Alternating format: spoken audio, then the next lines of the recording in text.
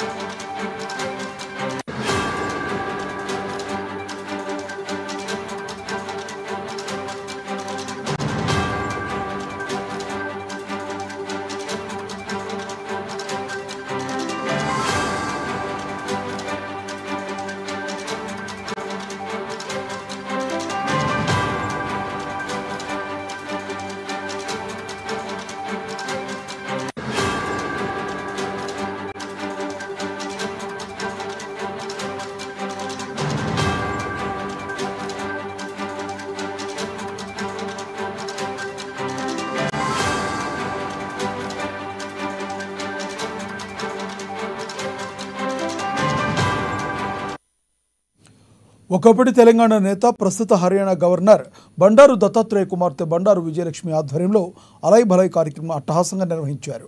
కొడంగల్ పర్యటన ముగించుకుని హైదరాబాద్ చేరుకున్న రాష్ట్ర ముఖ్యమంత్రి రేవంత్ రెడ్డి నేరుగా ఈ కార్యక్రమానికి హాజరు కాగా ఆయన్ను బండారు దత్తాత్రేయ ప్రత్యేకంగా సన్మానించారు. అనంతరం సీఎం రేవంత్ రెడ్డి అలైబలై కార్యక్రమం గురించి ప్రసంగించారు.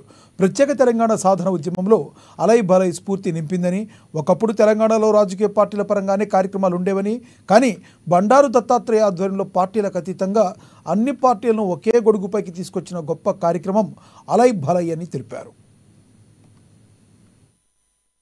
దసరా సందర్భంగా గత 19 సంవత్సరాల నుంచి మన అందరి అభిమాన వ్యక్తి, రాజకీయాలకు అతీతంగా ప్రతి ఒక్కరి చేత గౌరవింపబడే బండారు దత్తాత్రేయ గారు దసరా ఉత్సవాల సందర్భంగా 19 సంవత్సరాల నుంచి అలైబలై కార్యక్రమాన్ని ఏర్పాటు చేసి అంతరించిపోతున్న సంస్కృతి సాంప్రదాయాలను పునరుజ్జీవింపజేసి తెలంగాణ రాష్ట్రంలో రాజకీయాలకు ఈ కార్యక్రమం తెలంగాణ సంస్కృతిని నలుదిశలా వ్యాపింపజేయడానికే కాదు, నాటి తెలంగాణ ఉద్యమంలో తెలంగాణ రాష్ట్ర సాధన ప్రక్రియ ఆలస్యమైనప్పుడు పొలిటికల్ జేఏసీని ఏర్పాటు చేయడానికి నా ఉద్దేశంలో ఈ అలైబలై కార్యక్రమమే ఒక స్ఫూర్తిగా మనకు ఉపయోగపడ్డది అని చెప్పి నేను భావిస్తున్నా. అంతకంటే ముందు ఎప్పుడు కూడా తెలంగాణ సమాజంలో ఉమ్మడి ఆంధ్రప్రదేశ్ లో రాజకీయ పార్టీల వారీగా కార్యక్రమాలు ఉండేటివి.